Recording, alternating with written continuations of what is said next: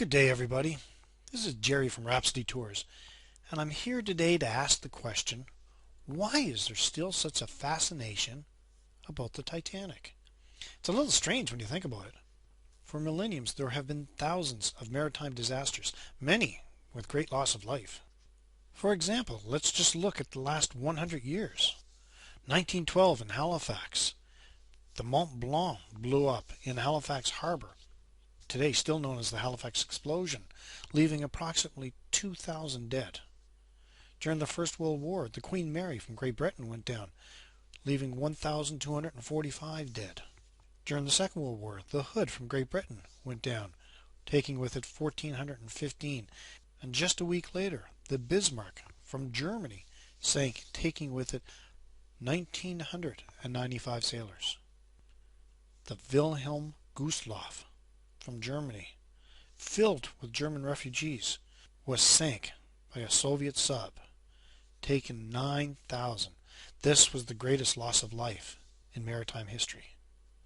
And more recently, in December 1987, the Dona Paz from the Philippines, a ferry, sank, taking 4,341 lives with it.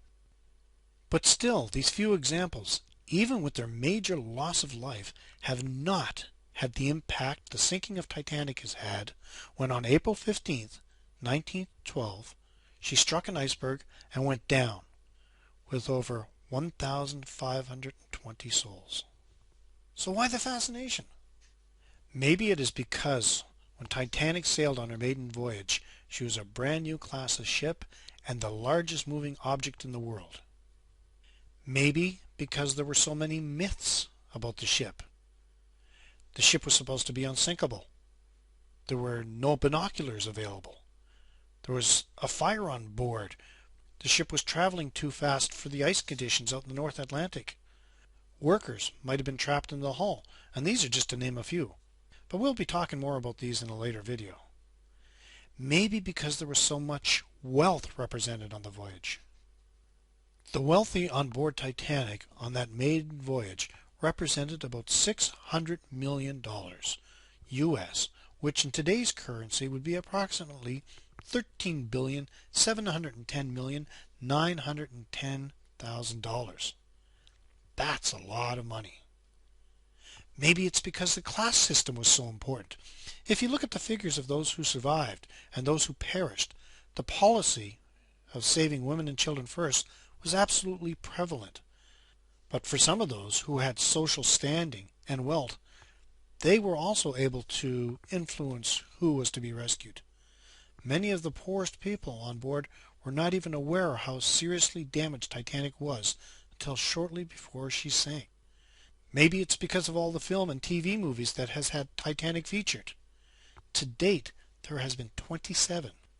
And maybe it was the renewed interest in 1985 when Dr. Robert Ballard found the lost ship. Whatever the reason, we all at least know something or have heard about Titanic and its faithful voyage.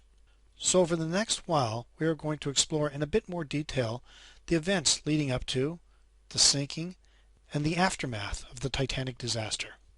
In the meantime, for more information on Ireland, the birthplace of Titanic, visit us at www.rhapsodytours.net. That's RHAPSODY tours.net, or you can reach us on Facebook on the Ireland, the birthplace of Titanic page, or Twitter under Rhapsody Tours. If you have any comments, we'd love to see them. In the next video, we'll look at Titanic myths. Until then, have yourselves a wonderful day.